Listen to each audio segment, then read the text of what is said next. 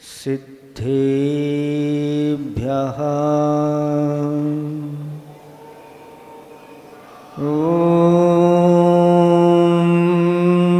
नमः सिद्धेभ्यः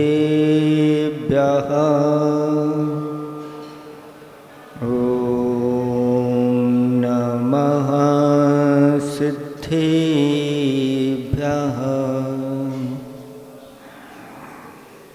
निर्मल जल सामने है जिनका, चंदन से है दिव्य वचन। अक्षत सम अक्षत है श्रद्धा, सुमनो सा सुंदर है तन। नैवेद्य चरित्र ज्ञान है दीपक, बसु विधि करते धूप दहन। ध्यान सुफल है अर्घ्य समाधि, मुनिवर तुमको नित्य नमन।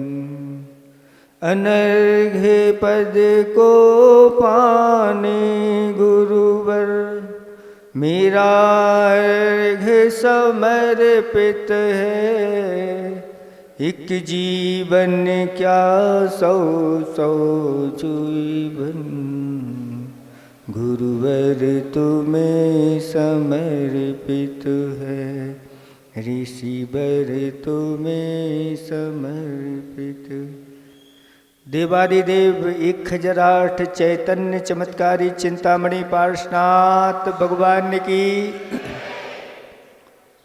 देवादिदेव 1008 वर्तमान शासन नायक महावीर भगवान की। परम पूज्य 108 आचार्य पिवर गुरुवर श्री विद्यासागर जी महामुनिराज की।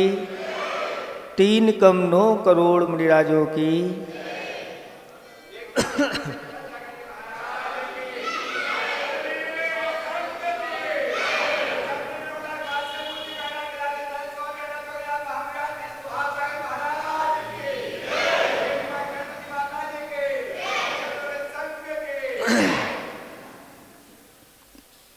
धर्म स्नेही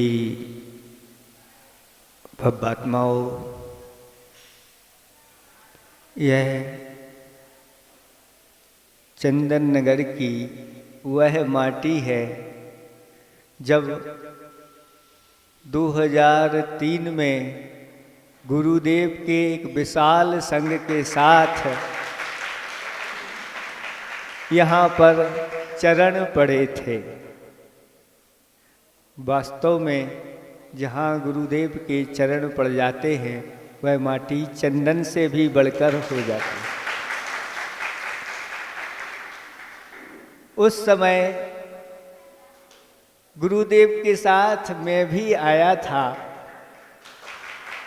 आप लोगों को पता नहीं होगा, लेकिन मुझे तो पता है कि यहाँ जब आए थे कुछ नहीं था, थोड़ा बहुत है ना, मंदिर जी में छोटे से श्री जी। और तब से आज देखते हैं तो ये आपका विशाल पुण्य बढ़ता गया और आपने एक नहीं, दो नहीं, दो 3 मंजिल इस प्रकार से तैयार कर लिए। हमारे आचार्य भगवंतों ने दान और पूजा की महिमा अपरंपार बताई और यहाँ तक कि कह दिया कि जो श्रावक है अगर दान पूजा में लगा है, चिंता नहीं करना, तुम मोक्ष मार्ग में लगे हो, मोक्ष मार्ग पर चल रहे हो। मोक्ष मार्ग ही कह दिया।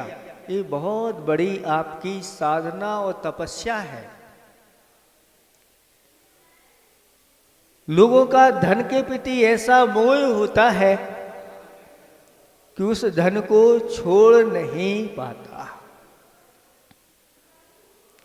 और उसके मोह में अनादिकाल से इस संसार के 5 परिवर्तन करता आ रहा है, अभी तक छूटे नहीं। लेकिन आप लोगों का ऐसा सौभाग्य है कि आप ऐसे इस पंचम काल में, ऐसे कली काल में जहां चारों ओर भोगों की प्रधानता है और लोगों की पाप और कसाएं बढ़ते चले जा रहे हैं, फिर भी आपका ऐसा सौभाग्य है कि आप सबको सच्चे देव सास गुरु का ये सानिध्य मिल गया। समझ लो, ये डूबते के, जैसे कोई समुद्र में डूब रहा है और डूबते के लिए एक नैया का सहारा मिल जाए तो वह संसार से पार हो जाता है। वसुविद मंगल द्रव्य ले जिन पूजो सागार, पाप घटे फलता फले पावन पुण्य अपार। वसुविद यानी 8 प्रकार के द्रव्य लेकर के, सागार माने जो ग्रस्त होता है, श्रावक होता है, जिन पूजो, जिनेंद्र भगवान की वह पूजा अर्चना करता है। पाप घटे फलता फले, पाप उसका घटता चला जाता है और पुण्य उसका फूलता फलता चला जाता है। कितना बढ़ता है? तो आचार्य भगवंतों ने कहा कि कोई अगर ब्याज पर अपना धन दे देता है तो कितना मिलता है? मान लो आपने 10 साल के लिए फिक्स कर दिया कि 10 साल में आपका धन क्या होगा? दूना हो जाएगा। तो 10 साल बाद दूना होगा, फिर 10 साल बाद फिर जमा कर दो तो कितना हो गया? दूना हो जाए, यानी चौगुना हो गया। फिर 10 साल बाद और उसको जमा कर दो, कितना हो गया? 8 गुना हो गया। और 10 साल और कर दो, और आपने मान लो 50 साल में जमा किया है, और फिर 10 साल बाद और कर दो, कितने गुना होगा? लेकिन 50 साल में जमा किया है, 100 साल आपके आएंगे कि नहीं? ये भी तो विचार कर लो। कहते हैं यहाँ व्यक्ति पैसे जमा कर देता है बैंक में, उसका तो वृद्धि होती चली जा रही है, लेकिन इधर उसकी आयु घटती चली जा रही है। और इसको अपनी आयु का ध्यान नहीं रहता, उस धन के ऊपर उसका ध्यान रहता है और पता चलता है कि वह धन बैंक में ही जमा है और ये यहाँ से बीच में ही चले जाते हैं। लेकिन जिन्होंने अपने उस धन का सदुपयोग किया है और जिन्होंने ऐसे अच्छे अच्छे कार्यों में लगाए हैं, बताते हैं कि चंदन नगर के लोग यहाँ पर सुभाव सागर जी महाराज का चातुर्मास हुआ था क्या? नहीं हुआ, ग्रीष्म काल आदि वाचना आदि हुई होगी, और उसके बाद फिर उनके सानिध्य में एक भव्य पंच कल्याणक हुआ। और समय समय पर यहाँ पर साधु महाराज आते रहते हैं। ये लोग साधुओं से इस प्रकार से जुड़े हुए हैं कि चंदन नगर की खुशबू सभी जगह फैली हुई। चौक के लोग हों अथवा MP नगर के लोग हों, सभी कहते हैं महाराज ये लोग तो बिल्कुल पक्के बुंदेलखंडी गुरु भक्त हैं और गुरुओं के लिए हमेशा हमेशा समर्पित रहते हैं। और जो गुरुओं को समर्पित रहते हैं, वास्तव में उनके लिए अभी हम कह नहीं सकते कि आप अंदर से भव्य हैं कि अभव्य। ये किसका विषय है? कहते हैं केवल ज्ञानी का विषय है।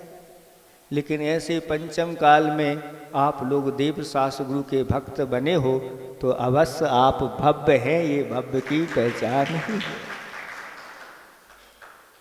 चंदन का उदाहरण उनके लिए दिया जाता है कि सज्जन पुरुष कैसे होते हैं? चंदन जैसे होते हैं। सज्जन पुरुष कैसे होते हैं? चंदन। उन सज्जन पुरुषों की जो संगति में रहता है उसका यश सब जगह फैलता है, उसकी खुशबू सब जगह फैल जाती है। और अगर वह सज्जन पुरुष वहां से चले भी जाएं तो भी अपनी ऐसी सुगंध छोड़ करके जाते हैं कि हमेशा वह खुशबू वहीं के वहीं बनी रहती। जैसे गुरु महाराज के यहाँ पर चरण पड़े तो चंदन नगर से चरणमती बन गई। हमारी तो भावना है अभी चरणमती बनी है, अब चंदनमती भी, एक यहाँ से चंदनमती भी निकले, यहाँ से चंदन सागर भी निकले। क्योंकि चंदन नगर बहुत दुर्लभ होते हैं। जैसा कहा है, शैले शैले ना माणिक्यम मोक्षतम ना गजे गजे, साधवो ना ही सर्वत्र चंदनम ना बने बने। प्रत्येक पर्वत पर जिस प्रकार माणिक्य नहीं पाया जाता, प्रत्येक गज में गजमुखता नहीं पाया जाता, प्रत्येक वन में चंदन नहीं पाए जाते, उसी प्रकार प्रत्येक नगर में साधु नहीं पाए जाते। बिरले ही नगर होते हैं जिनको साधुओं की संगति मिलती। तो ऐसा ये चंदन नगर है और चंदन नगर के बारे में सर्वत्र प्रसिद्धि है। ये लोग बहुत ही धार्मिक लोग हैं।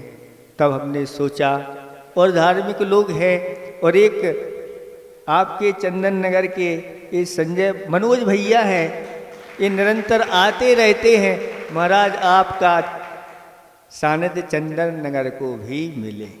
इन्होंने भी नहीं सोचा होगा, इन्होंने सोचा होगा कि पर्यूषण के बाद मिलेगा, लेकिन यहाँ का पुण्य ऐसा तीव्र जागा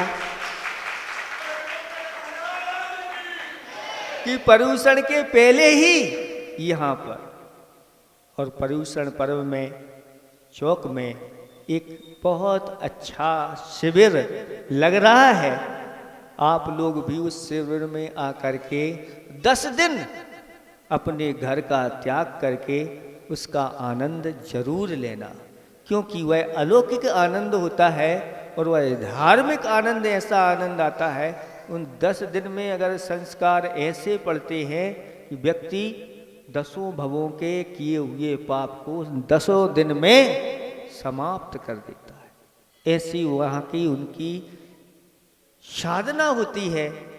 और आपको बता दें, आपके सामने जो हम बैठे हुए हैं, इस शिविर का ही प्रताप है।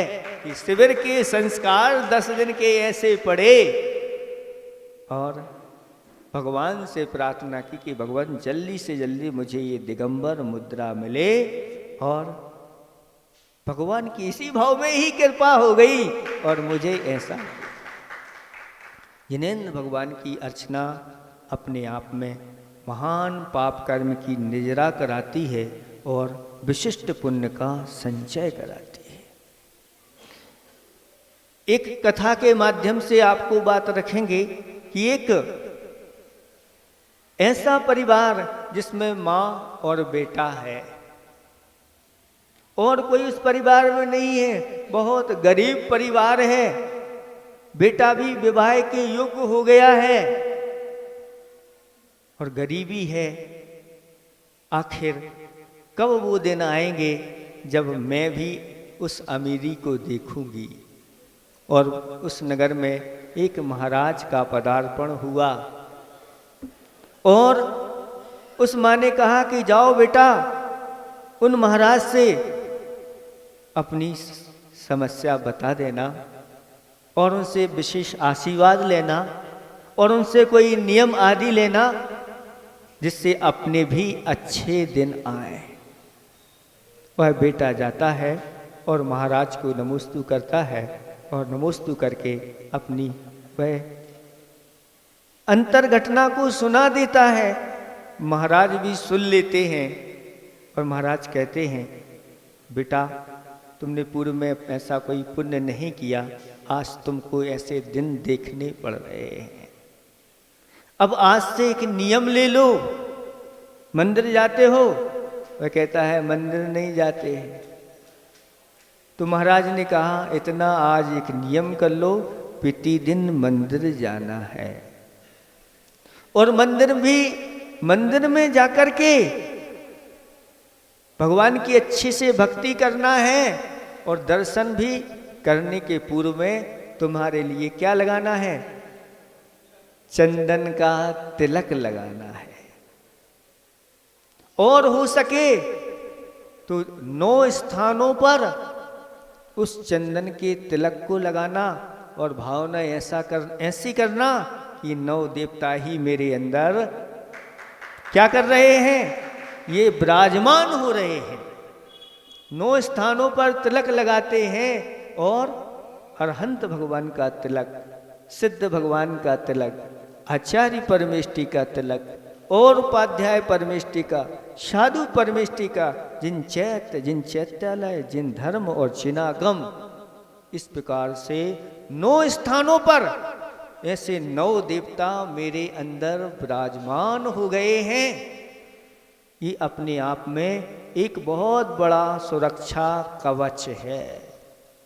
आप लोग जब भी मंदिर में जाओ, भगवान के दर्शन करो, तिलक लगा करके इस प्रकार की भावना करके कि मेरे अंदर ये पंच परमेष्टि 9 देवता मेरे अंदर विद्यमान है। और फिर इसी प्रकार से करना। प्रतिदिन वह ये कार्य करने लगा और जब मंदिर जाने लगा तो मंदिर में भगवान का अभिषेक भी होने लगा और पूजा भी होने लगी। शुरुआत यहीं से होती है। डायरेक्ट कह दो पूजा करने लगो तो लोग नहीं करते हैं, लेकिन उससे मंदिर की कहा, मंदिर तो कर लेंगे, ठीक है, मंदिर जाना, तिलक लगाना, धीरे धीरे जब भाव होते हैं तो आज भैया अभिषेक भी कर लो। और एक दिन जब अभिषेक करता है और 3 लोग के नाथ पर जब वह कलशा ढालता है, उसके अंदर से गदगद हो जाता है, अहो भाग, मैं पापी होकर के भी आज मुझे ऐसे पुण्यात्मा महान तीर्थंकर की प्रतिमा के ऊपर अभिषेक करने का सौभाग्य मिल रहा है। धीरे धीरे हुआ, बहुत दिन हो गया, लेकिन कुछ हुआ ही नहीं। वह कहता है कि महाराज ने कहा था कुछ ना कुछ होगा, लेकिन अभी तो कुछ हुआ नहीं। तो फिर पुनः महाराज के पास पहुंच गया और महाराज से कहता है महाराज आपका नियम मैं बराबर पाल रहा हूं। महाराज कहते हैं धैर्य रख, तेरा पूर्व का कर्म थोड़ा सा तीव्र है, धैर्य रख, धार्मिक अनुष्ठानों का फल बहुत जल्दी मिलेगा और इसका फल अवश्य मिलता है, हो ही नहीं सकता कि इसका फल ना मिले। वह फिर पुनः वही क्रियाएं करने लगता है और एक दिन वह तिलक लगा करके मंदिर से वापस आ रहा था और रास्ते में राजा का महल पड़ा, राज दरबार लगा हुआ था, सभी लोग वहाँ जा रहे थे। उसका भी मन हो गया और उस ओर वह चला गया। क्या हो रहा था वहाँ पर?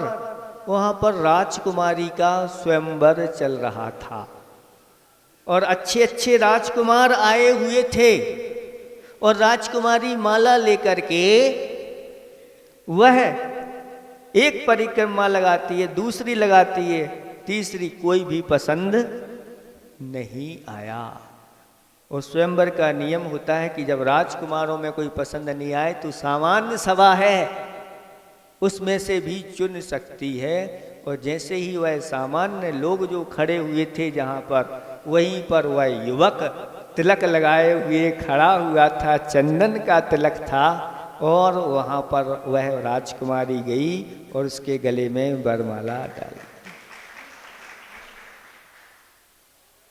राजा भी आश्चर्यचकित हो गया और राजा पूछता है बेटी तुमने ऐसा वर क्यों चुना? इतने सारे अच्छे अच्छे वर आपके लिए बुलवाए गए थे, आपने ये वर क्यों चुना? तो वह कहती है कि पिताजी, मैं जब वहाँ से निकली थी वर चुनने के लिए तो पंच परमेष्टि का स्मरण करते हुए मैंने ये संकल्प लिया था कि जो सभा में चंदन का तिलक लगा करके आएगा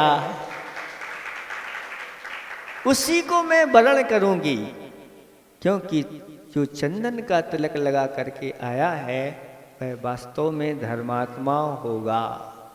ये सारे सब बैठे हुए एक से एक ड्रेस आभूषण और तिलक भी लगाए हुए हैं, लेकिन इनमें से कोई भी चंदन का तिलक नहीं लगाए। अनेक प्रकार के कुमकुम आदि रत्नमयी तिलक लगा करके ये लोग आए हैं, लेकिन यह धर्मात्मा है और ऐसे धर्मात्मा का वर्ण करना ही हमारे जी, क्योंकि हमारे पास पिताजी धन की वैभव की कोई कमी नहीं है। मुझे धन वैभव वाला थोड़ी चाहिए, मुझे तो धर्मात्मा चाहिए, सज्जन चाहिए। और जो सज्जन है तो फिर कहना ही क्या है। तब पिताजी ने उसको आशीर्वाद दिया और दोनों का विवाह कर दिया और आधा राज्य भी उसके लिए दे दिया। जब चंदन लगाने से आधा राज्य की प्राप्ति हो जाती है तो भगवान को चंदन आदि अष्ट द्रव्य चढ़ाने से फिर अष्टम भूमि की प्राप्ति हो जाए, इसमें किसी प्रकार का कोई संशय नहीं करना। ये अद्भुत है। एक एक जो द्रव्य बनाई गई है, इस सारी द्रव्य भगवान के गुणों से मेल खाती है।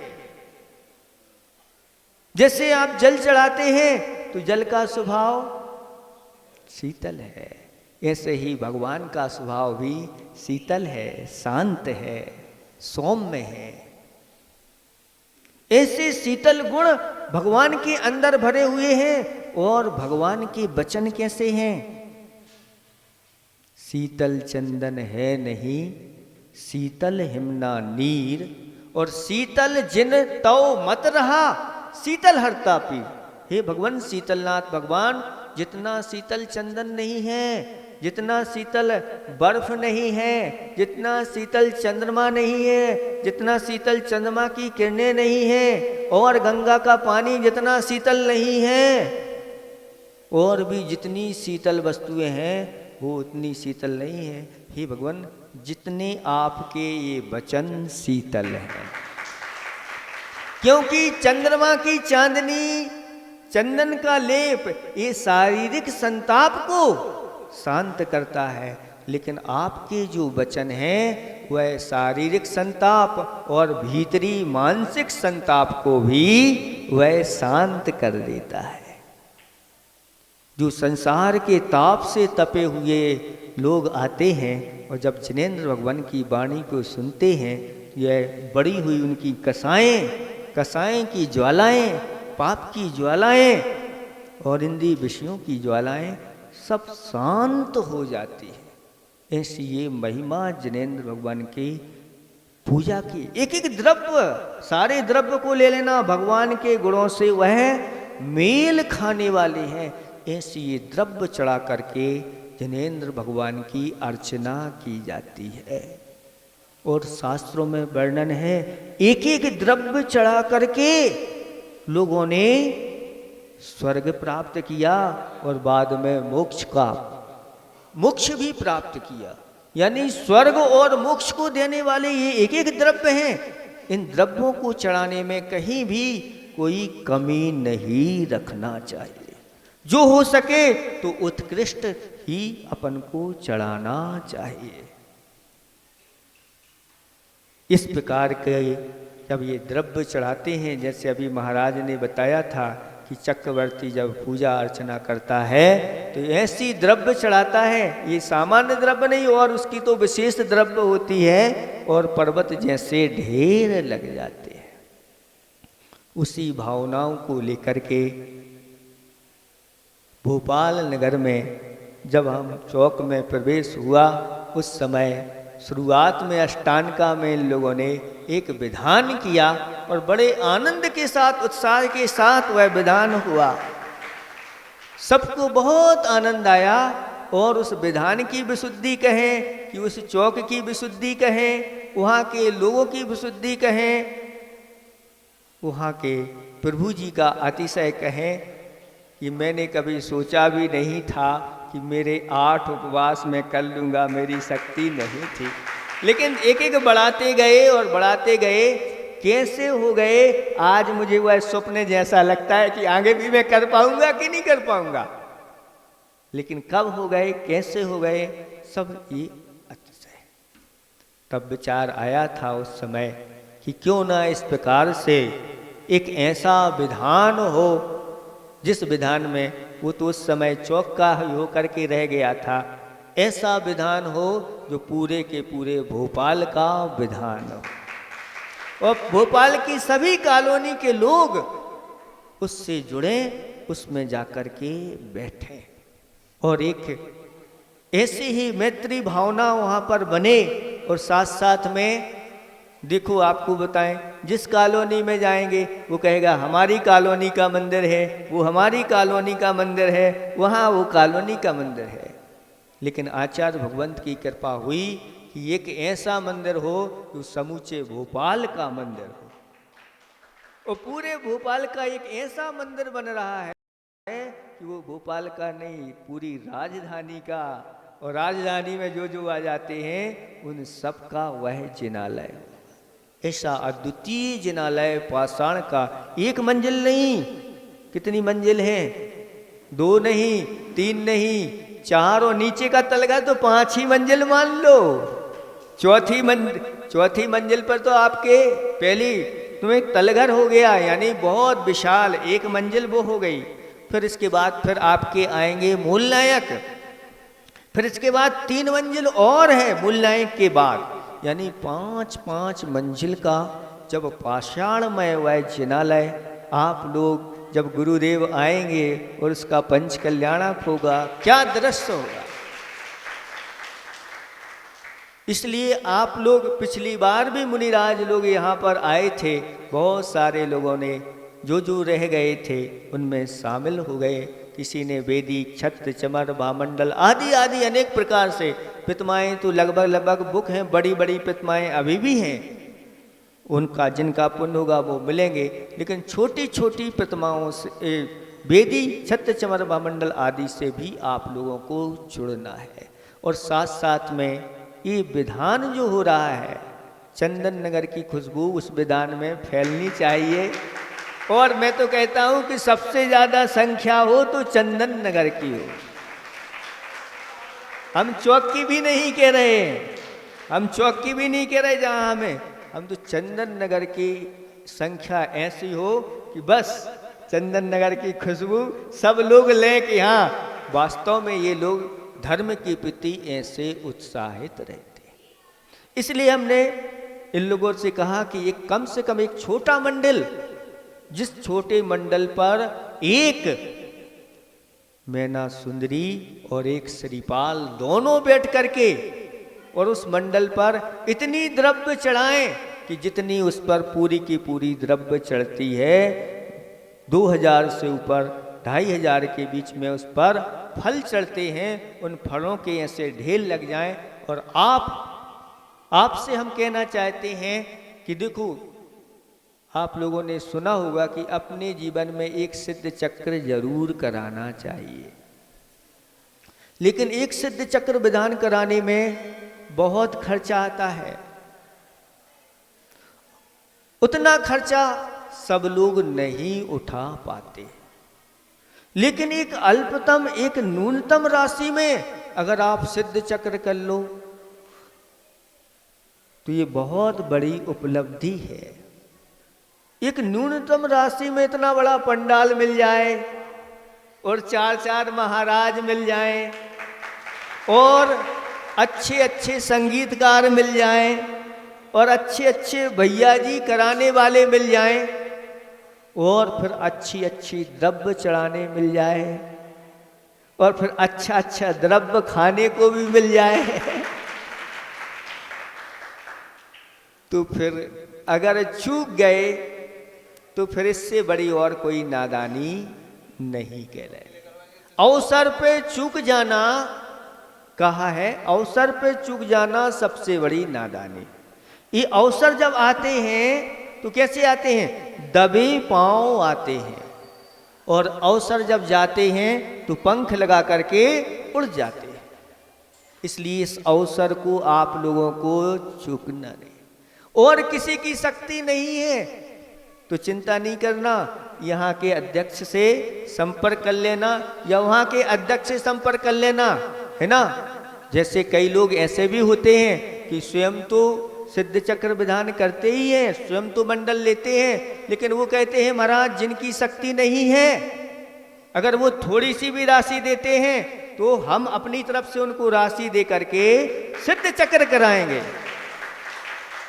चिंता नहीं करना, लेकिन भाव बना लेना। जैसे कई लोग हैं ना, प्रति वर्ष ट्रेन भर करके शिखर जी की यात्रा कराते हैं, और जैसे शिखर जी की यात्रा करा करके पुण्य का संचय करते हैं, ऐसा हम तो आपसे कहते हैं एक बार ऐसा भी करके देख लेना। अपनी तरफ से 5 मंडल दूसरे को बिठा करके करो, 10 मंडल दे करके करो, करके देखो, उसका अतिशय देखो, उसका पुण्य देखो कि देखो ये कहलाती है उदारता। जो नहीं कर सकते आओ, तुम्हारे लिए भी एक सिद्ध चक्र का पुण्य मिलेगा और उसके लिए भी वह सिद्ध चक्र का पुण्य मिलेगा, दोनों के लिए। इस प्रकार की यह योजना यहाँ पर आप लोगों के सामने रख दी गई है। आप लोग अभी तो शुरुआत है, अपने पास लगभग 20 से 25 दिन बीच में हैं। सब लोग एक दूसरे से जोड़ते जाना, और अंतिम दिन इन लोगों को कहने भैया हमारे पास जगह नहीं है, ऐसा कहना पड़े वो दिन ना आए, उसके पहले ही आप लोग अच्छी तरह से भाव बना लेना। चूँकि मौसम थोड़ा पानी का हो गया, सब लोग यहाँ पर उपस्थित नहीं हो पाए, कोई बात नहीं। जो नहीं उपस्थित हो पाए उनके लिए भी हमारा यहीं से आशीर्वाद है। आप लोग उनको बता देना कि महाराज ने इस प्रकार से आप सबको आशीर्वाद दिया है, और एक अच्छी तरह से उस कार्यक्रम में भाग लेकर के एक धर्म की बहुत बड़ी प्रभावना करना, और साथ साथ में उस जिनालय से सबके भाव जुड़ें, जो एक ऐसा जिनालय है जो सिर्फ एक ही कॉलोनी का नहीं है, पूरे भोपाल का है। आप लोग, समय बहुत हो गया, इतना ही हम पर्याप्त समझते हैं। अहिंसा परमो धर्म की, जिनवाणी के ज्ञानते सूझे लोका लोक, सो बाणी मस्तक धरूं सदा देत हों लोक। हे जिनवाणी भारती तो जपू दिन